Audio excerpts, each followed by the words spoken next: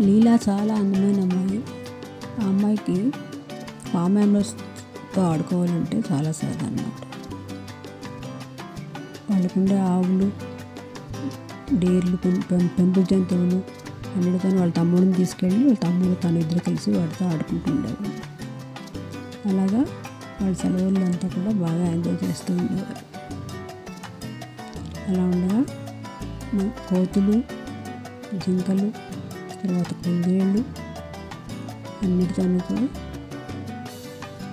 అక్కడ ఆడుకుంటూ కాలక్షేపం చేసేవారు. ఆవులు, దూడలు వాటన్నిటితోనూ కూడా ఆడుకుంటూ సెలవులంతా గడుపుతూ ఉండేవారు.